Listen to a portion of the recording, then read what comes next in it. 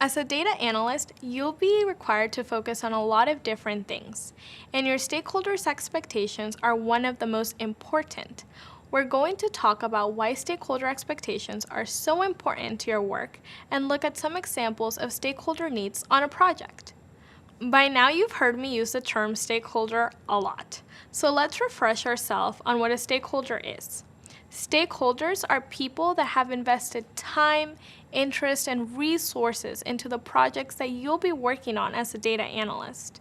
In other words, they hold stakes in what you're doing. There's a good chance they'll need the work you do to perform their own needs. That's why it's so important to make sure your work lines up with their needs, and why you need to communicate effectively with all of the stakeholders across your team. Your stakeholders will want to discuss things like the project objective, what you need to reach that goal, and any challenges or concerns you have. This is a good thing. These conversations help build trust and confidence in your work. Here's an example of a project with multiple team members. Let's explore what they might need from you at different levels to reach the project's goal. Imagine you're a data analyst working with a company's human resources department. The company has experienced an increase in its turnover rate, which is the rate at which employees leave a company. The company's HR department wants to know why that is, and they want you to help them figure out potential solutions. The vice president of HR at this company is interested in identifying any shared patterns across employees who quit and seeing if there's a connection to employee productivity and engagement.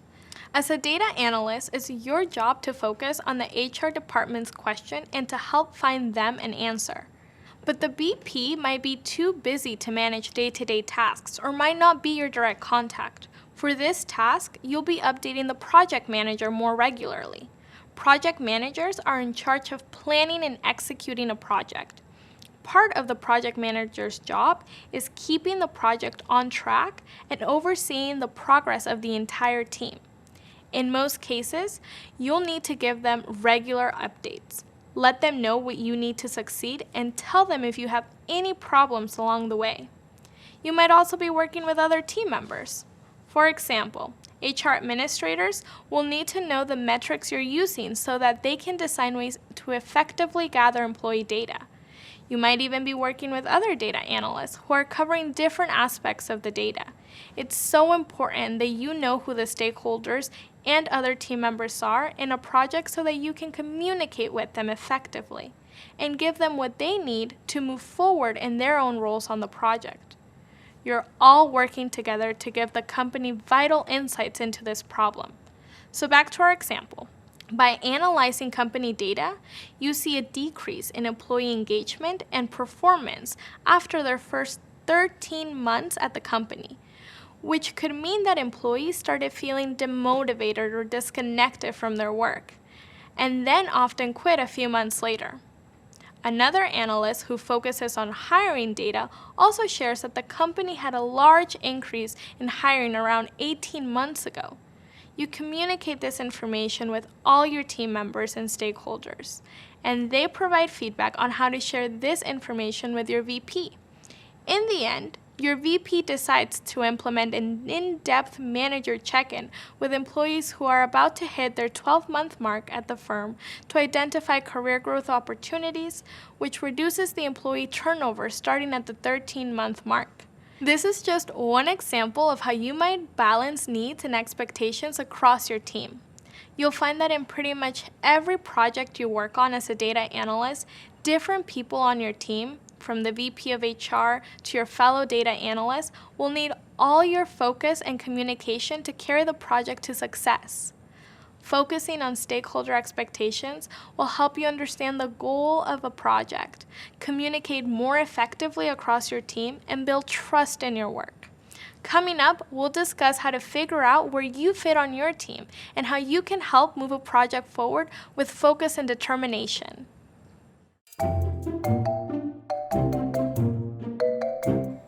So now that we know the importance of finding the balance across your stakeholders and your team members, I want to talk about the importance of staying focused on the objective. This can be tricky when you find yourself working with a lot of people with competing needs and opinions. But by asking yourself a few simple questions at the beginning of each task, you can ensure that you're able to stay focused on your objective while still balancing stakeholder needs. Let's think about our employee turnover example from the last video. There, we were dealing with a lot of different team members and stakeholders, like managers, administrators, even other analysts. As a data analyst, you'll find that balancing everyone's need can be a little chaotic sometimes. But part of your job is to look past the clutter and stay focused on the objective. It's important to concentrate on what matters and not get distracted. As a data analyst, you could be working on multiple projects with lots of different people. But no matter what project you're working on, there are 3 things you can focus on that will help you stay on task. 1. Who are the primary and secondary stakeholders? 2. Who is managing the data? And 3. Where can you go for help? Let's see if we can apply those questions to our example project. The first question you can ask is about who the stakeholders are. The primary stakeholder of this project is probably the vice president of HR who's hoping to use this project's findings to make new decisions about company policy. You'd also be giving updates to your project manager, team members, or other data analysts who are depending on your work for their own task. These are your secondary stakeholders. Take time at the beginning of every project to identify your stakeholders and their goals. Then, see who else is on your team and what their roles are. Next, you'll want to ask who's managing the data. For example, think about working with other analysts on this project. You're all data analysts, but you may manage different data within your project. In our example, there was another data analyst who was focused on managing the company's hiring data. Their insights around search and new hires 18 months ago turned out to be a key part of your analysis. If you hadn't communicated with this person, you might have spent a lot of time trying to collect or analyze hiring data yourself. Or you may not have even been able to include it in your analysis at all. Instead, you were able to communicate your objectives with another data analyst and use existing work to make your analysis richer. By understanding who's managing the data, you can spend your time more productively. Next up, you need to know where you can go when you need help. This is something you should know at the beginning of any project you work on. If you run into bumps in the road on your way to completing a task, you need someone who is best positioned to take down those barriers for you. When you know who's able to help, you'll spend less time worrying about other aspects of the project and more time focused on the objective. So, who could you go to if you ran into a problem on this project? Project managers support you and your work by managing the project timeline, providing guidance and resources, and setting up efficient workflows. They have a big picture view of the project because they know what you and the rest of the team are doing. This makes them a great resource if you run into a problem. In the employee turnover example, you would need to be able to access employee departure survey data to include in your analysis. If you're having trouble getting approvals for that access, you can speak with your project manager to remove those barriers for you so that you can move forward with your project. Your team depends on you to stay focused on your task, so that as a team, you can find solutions. By asking yourself 3 easy questions at the beginning of new projects, you'll be able to address stakeholder needs, feel confident about who is managing the data, and get help when you need it, so that you can keep your eyes on the prize, the project objective. So far, we've covered the importance of working effectively on a team while maintaining your focus on stakeholder needs. Coming up, we'll go over some practical ways to become better communicators so that we can help make sure the team reaches its goals.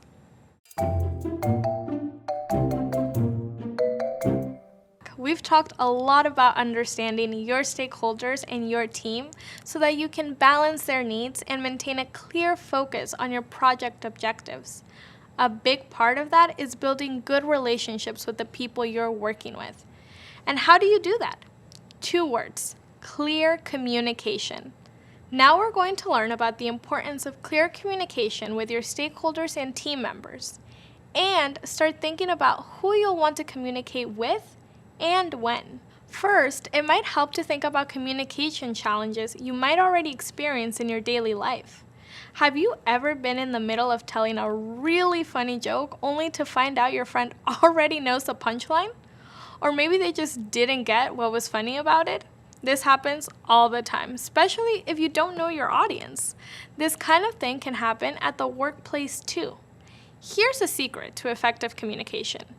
Before you put together a presentation, send an email, or even tell that hilarious joke to your coworker, think about who your audience is, what they already know, what they need to know, and how you can communicate that effectively to them.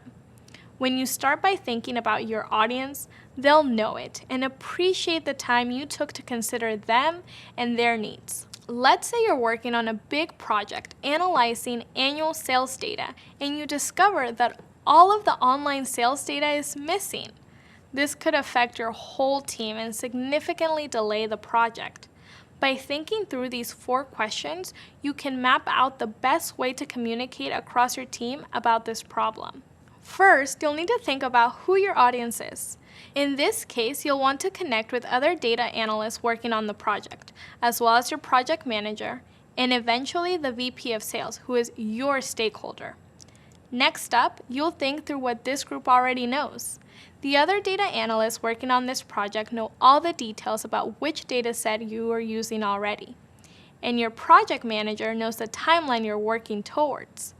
Finally, the VP of Sales knows the high-level goals of the project. Then, you'll ask yourself what they need to know to move forward. Your fellow data analysts need to know the details of what you have tried so far and any potential solutions you've come up with.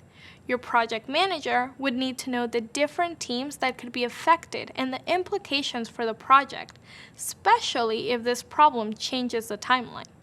Finally, the VP of Sales will need to know that there's a potential issue that would delay or affect the project. Now that you've decided who needs to know what, you can choose the best way to communicate with them.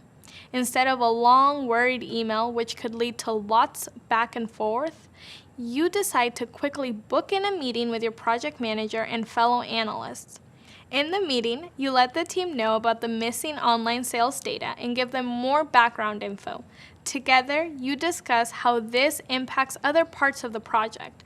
As a team, you come up with a plan and update the project timeline if needed. In this case, the VP of Sales didn't need to be invited to your meeting, but would appreciate an email update if there were changes to the timeline, which your project manager might send along herself. When you communicate thoughtfully and think about your audience first, you'll build better relationships and trust with your team members and stakeholders. And that's important because those relationships are key to the project's success, and your own too. So, when you're getting ready to send an email, organize a meeting, or put together a presentation, think about who your audience is, what they already know, what they need to know, and how you can communicate that effectively to them. Next up, we'll talk more about communicating at work, and you'll learn some useful tips to make sure you get your message across clearly.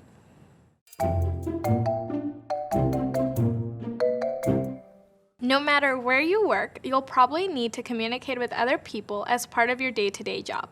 Every organization and every team in that organization will have different expectations for communication. Coming up, we'll learn some practical ways to help you adapt to those different expectations and some things that you can carry over from team to team.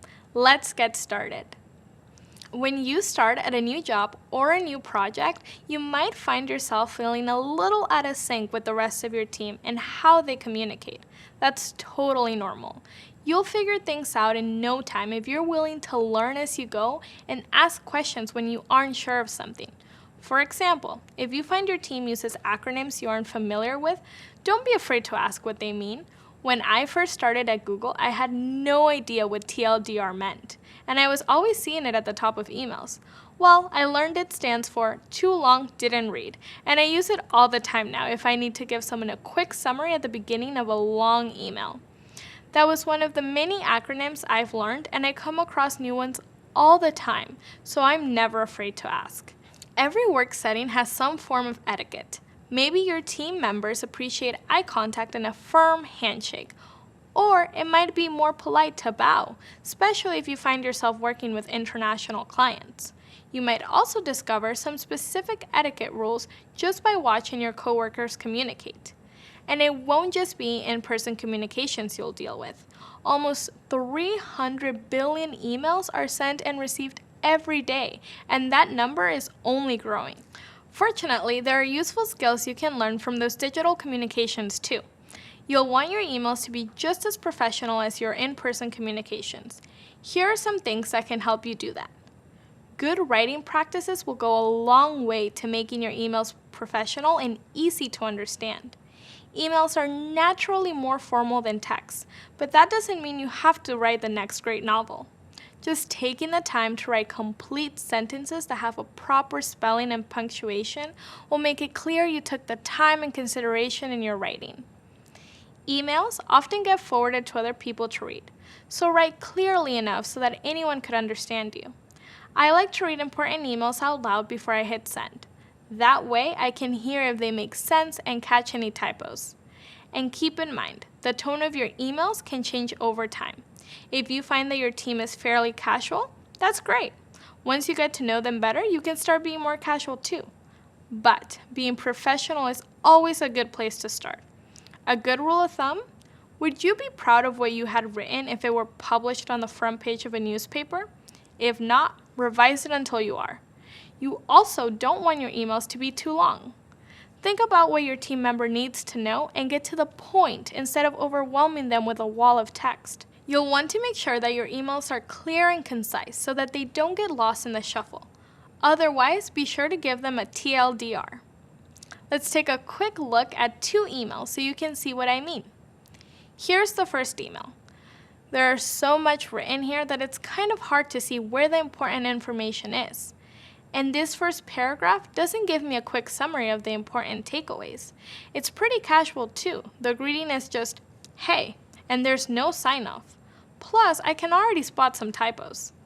Now, let's take a look at the second email. Already, it's less overwhelming, right? Just a few sentences telling me what I need to know. It's clearly organized, and there's a polite greeting and sign-off. This is a good example of an email. Short and to the point, polite and well written, all of the things we've been talking about so far. But what do you do if what you need to say is too long for an email? Well, you might want to set up a meeting instead. It's important to answer in a timely manner as well. You don't want to take so long replying to emails that your coworkers start wondering if you're okay. I always try to answer emails in 24 to 48 hours, even if it's just to give them a timeline for when I'll have the actual answers they're looking for. That way, I can set expectations and they know I'm working on it. That works the other way around too. If you need a response on something specific from one of your team members, be clear about what you need and when you need it so that they can get back to you. I'll even include a date in my subject line and bold dates in the body of my email so it's really clear. Remember, being clear about your need is a big part of being a good communicator. We covered some great ways to improve our professional communication skills, like asking questions, practicing good writing habits, and some email tips and tricks. These will help you communicate clearly and effectively with your team members on any project. It might take some time, but you'll find a communication style that works for you and your team, both in person and online. As long as you're willing to learn, you won't have any problems adapting to different communication expectations you'll see in future jobs.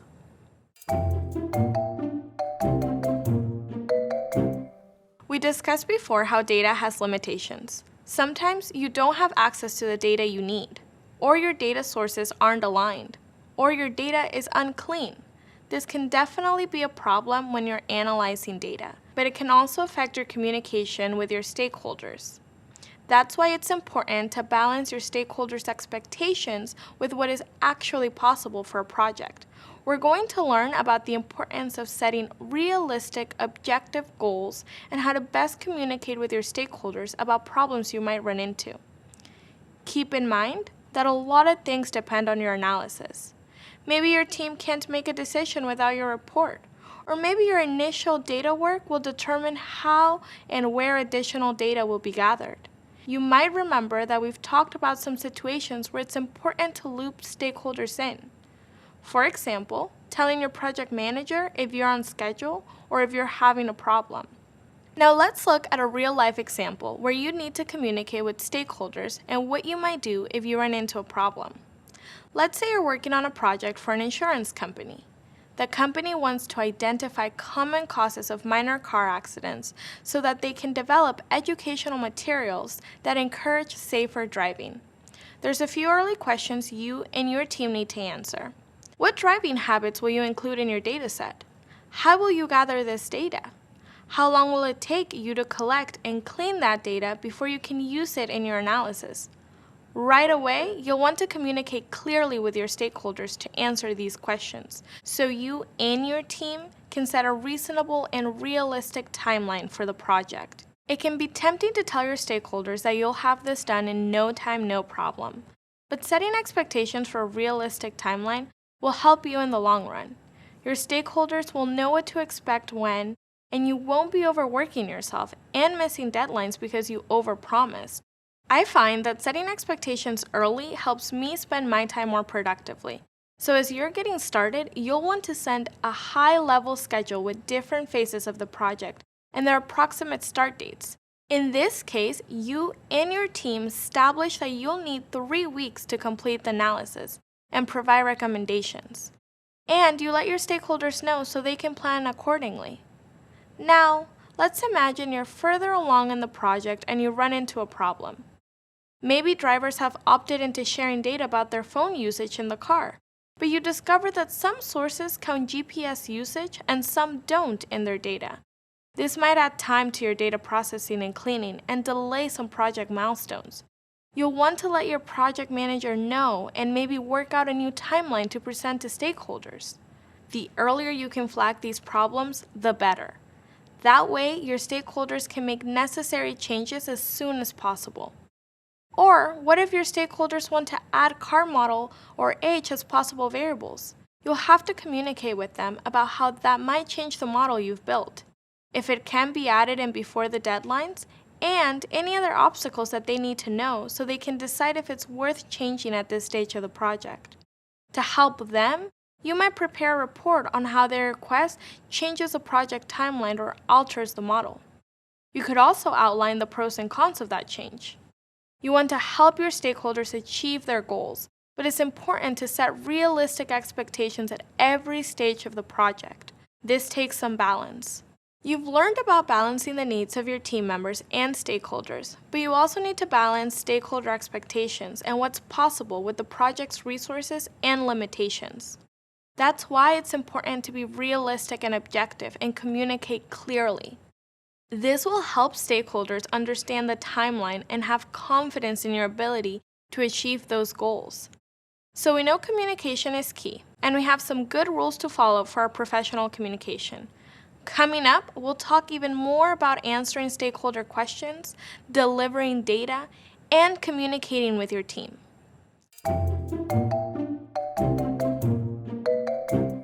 We live in a world that loves instant gratification. Whether it's overnight delivery or on-demand movies, we want what we want, and we want it now. But in the data world, speed can sometimes be the enemy of accuracy, especially when collaboration is required. We're going to talk about how to balance speedy answers with right ones, and how to best address these issues by reframing questions and outlining problems. That way, your team members and stakeholders understand what answers they can expect when. As data analysts, we need to know the why behind things like a sales slump, a player's batting average, or rainfall totals. It's not just about the figures, it's about the context too. And getting to the bottom of these things takes time. So if a stakeholder comes knocking on your door, a lot of times that person may not really know what they need. They just know they want it at light speed. But sometimes the pressure gets to us, and even the most experienced data analysts can be tempted to cut corners and provide flawed or unfinished data in the interest of time. When that happens, so much of the story in the data gets lost. That's why communication is one of the most valuable tools for working with teams. It's important to start with structured thinking and a well-planned scope of work, which we talked about earlier. If you start with a clear understanding of your stakeholders' expectations, you can then develop a realistic scope of work that outlines agreed-upon expectations, timelines, milestones, and reports. This way, your team always has a roadmap to guide their actions. And if you're pressured for something that's outside of the scope, you can feel confident setting more realistic expectations. At the end of the day, it's your job to balance fast answers with the right answers, not to mention figuring out what the person is really asking. Now seems like a good time for an example. Imagine your VP of HR shows up at your desk demanding to see how many new hires are completing a training course they've introduced. She says, "There's no way people are going through each section of the course. The human resources team is getting slammed with questions. We should probably just cancel the program." How would you respond? Well, you could log into the system, crunch some numbers, and hand them to your supervisor. That would take no time at all. But the quick answer might not be the most accurate one. So instead, you could reframe her question, outline the problem, challenges, potential solutions, and time frame. You might say, "I can certainly check out the rates of completion, but I sense there may be more to the story here. Could you give me 2 days to run some reports and learn what's really going on?" With more time, you can gain context. You and the VP of HR decide to expand the project timeline so that you can spend time gathering anonymous survey data from new employees about the training course. Their answers provide data that can help you pinpoint exactly why completion rates are so low. Employees are reporting that the course feels confusing and outdated. Because you were able to take time to address the bigger problem, the VP of HR has a better idea about why new employees aren't completing the course and can make new decisions about how to update it. Now the training course is easy to follow and the HR department isn't getting as many questions. Everybody benefits. Redirecting the conversation will help you find the real problem, which leads to more insightful and accurate solutions. But it's important to keep in mind, sometimes you need to be the bearer of bad news, and that's okay. Communicating about problems, potential solutions, and different expectations can help you move forward on a project instead of getting stuck.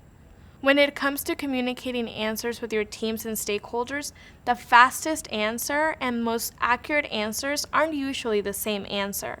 But by making sure that you understand their needs and setting expectations clearly, you can balance speed and accuracy. Just make sure to be clear and upfront, and you'll find success.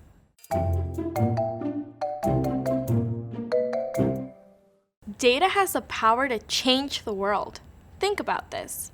A bank identifies 15 new opportunities to promote a product, resulting in $120 million in revenue. A distribution company figures out a better way to manage shipping, reducing their cost by $500,000. Google creates a new tool that can identify breast cancer tumors in nearby lymph nodes. These are all amazing achievements, but do you know what they have in common? They're all the results of data analytics. You absolutely have the power to change the world as a data analyst, and it starts with how you share data with your team. In this video, we will think through all of the variables you should consider when sharing data.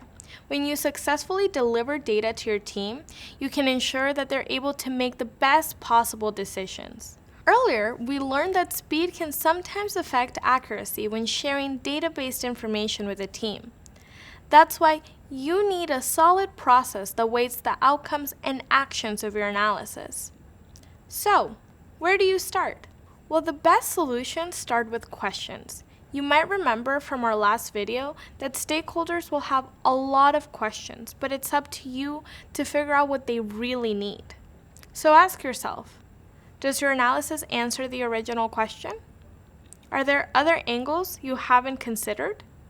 Can you answer any questions that may get asked by your data and analysis? That last question brings up something else to think about. How detailed should you be when sharing your results? Would a high-level analysis be okay? Above all else, your data analysis should help your team make better, more informed decisions. Here's another example.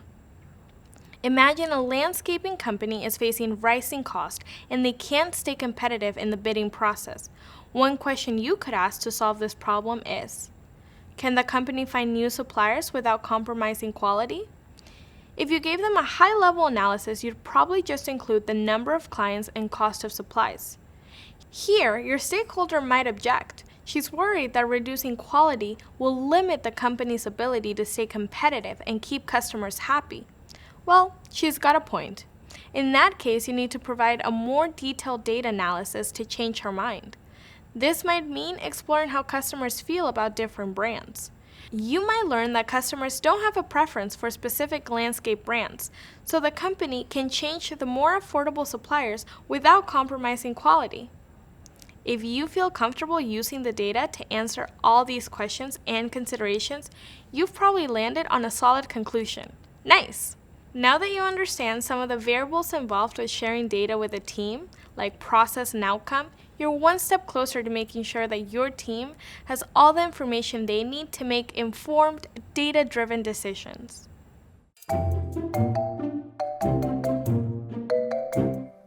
Now, it's time to discuss meetings. Meetings are a huge part of how you communicate with team members and stakeholders. Let's cover some easy-to-follow do's and don'ts you can use for meetings, both in person or online, so that you can use these communication best practices in the future.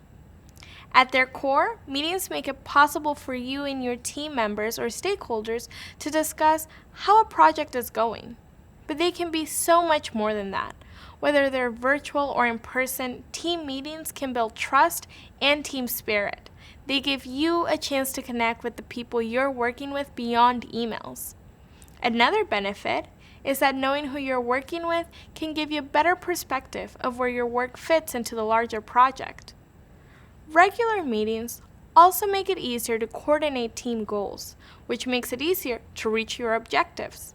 And with everyone on the same page, your team will be in the best position to help each other when you run into problems too. So whether you're leading a meeting or just attending it, there are best practices you can follow to make sure your meetings are a success. There are some really simple things you can do to make a great meeting. Come prepared, be on time, pay attention, and ask questions. This applies to both meetings you lead and ones you attend. Let's break down how you can follow these to-dos for every meeting. So what do I mean when I say come prepared? Well, a few things. First, bring what you need. If you like to take notes, have your notebook and pens in your bag or your work device on hand. Being prepared also means you should read the meeting agenda ahead of time and be ready to provide any updates on your work. If you're leading the meeting, make sure to prepare your notes and presentations and know what you're going to talk about. And of course, be ready to answer questions. These are some other tips that I like to follow when I'm leading a meeting. First, every meeting should focus on making a clear decision and include the person needed to make that decision. And if there needs to be a meeting in order to make a decision, schedule it immediately. Don't let progress stall by waiting until next week's meeting. Lastly, try to keep the number of people at your meeting under 10 if possible. More people makes it hard to have a collaborative discussion. It's also important to respect your team members' time. The best way to do this is to come to meetings on time. If you're leading the meeting, show up early and set up beforehand so you're ready to start when people arrive. You can do the same thing for online meetings.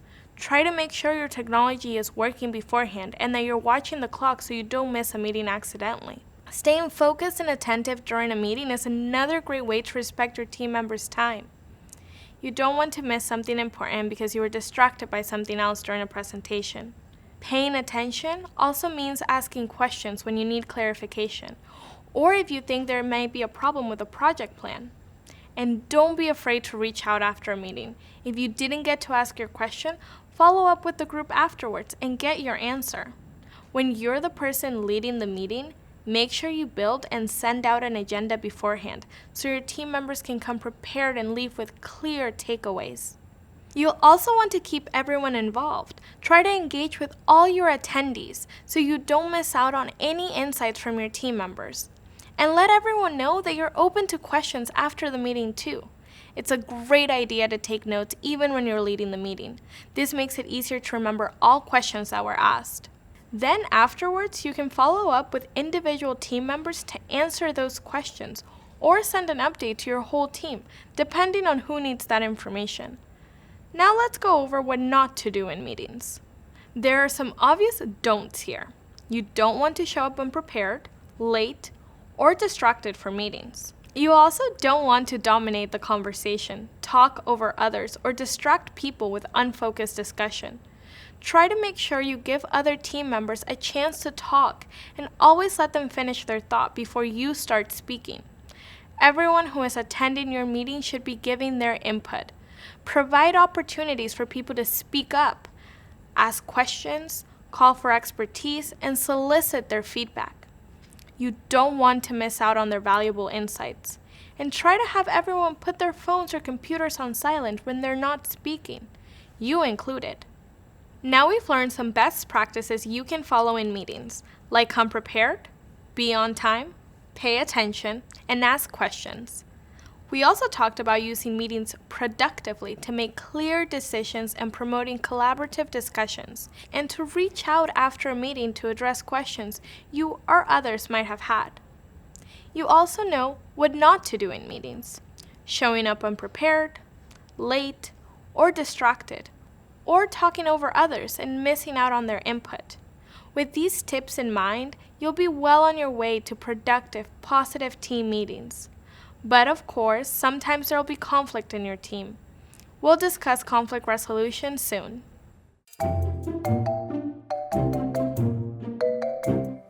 It's normal for conflict to come up in your work life. A lot of what you've learned so far, like managing expectations and communicating effectively, can help you avoid conflict. But sometimes you'll run into conflict anyways. If that happens, there are ways to resolve it and move forward. In this video, we will talk about how conflict could happen and the best ways you can practice conflict resolution. A conflict can pop up for a variety of reasons. Maybe a stakeholder misunderstood the possible outcomes for your project. Maybe you and your team member have very different work styles. Or maybe an important deadline is approaching and people are on edge. Mismatched expectations and miscommunications are some of the most common reasons conflicts happen. Maybe you weren't clear on who was supposed to clean a data set, and nobody cleaned it, delaying a project. Or maybe a teammate sent out an email with all of your insights included, but didn't mention it was your work. And while it can be easy to take conflict personally, it's important to try and be objective and stay focused on the team's goals. Believe it or not, tense moments can actually be opportunities to reevaluate a project and maybe even improve things. So when a problem comes up, there are a few ways you can flip the situation to be more productive and collaborative. One of the best ways you can shift a situation from problematic to productive is to just reframe the problem. Instead of focusing on what went wrong or who to blame, change the question you're starting with. Try asking, how can I help you reach your goal? This creates an opportunity for you and your team members to work together to find a solution instead of feeling frustrated by the problem. Discussion is key to conflict resolution. If you find yourself in the middle of a conflict, try to communicate, start a conversation, or ask things like, are there other important things I should be considering? This gives your team members or stakeholders a chance to fully lay out your concerns. But if you find yourself feeling emotional, give yourself some time to cool off so you can go into the conversation with a clearer head. If I need to write an email during a tense moment, I'll actually save it to drafts and come back to it the next day to reread it before sending, to make sure that I'm being level-headed. And if you find you don't understand what your team member or stakeholder is asking you to do, try to understand the context of their request. Ask them what their end goal is, what story they're trying to tell with the data, or what the big picture is. By turning moments of potential conflict into opportunities to collaborate and move forward, you can resolve tension and get your project back on track. So instead of saying, "There's no way I can do that in this time frame," try to reframe it by saying, "I would be happy to do that, but it'll just take this amount of time. Let's take a step back so I can better understand what you'd like to do with the data, and we can work together to find the best path forward." And with that, we've reached the end of this section. Great job! Learning how to work with new team members can be a big challenge in starting a new role or a new project. But with the skills you've picked up in these videos, you'll be able to start on the right foot with any new team you join. So far, you've learned about balancing the needs and expectations of your team members and stakeholders. You've also covered how to make sense of your team's roles and focus on the project objective, the importance of clear communication and communication expectations in a workplace, and how to balance the limitation of data with stakeholder asks. Finally, we covered how to have effective team meetings and how to resolve conflicts by thinking collaboratively with your team members. Hopefully now you understand how important communication is to the success of a data analyst. These communication skills might feel a little different from some of the other skills you've been learning in this program, but they're also an important part of your data analyst toolkit and your success as a professional data analyst. And just like all of the other skills you're learning right now, your communication skills will grow with practice and experience. Congratulations on finishing this video from the Google Data Analytics Certificate. Access the full experience, including job search help, and start to earn the official certificate by clicking the icon or the link in the description. Watch the next video in the course by clicking here, and subscribe to our channel for more from upcoming Google Career certificates.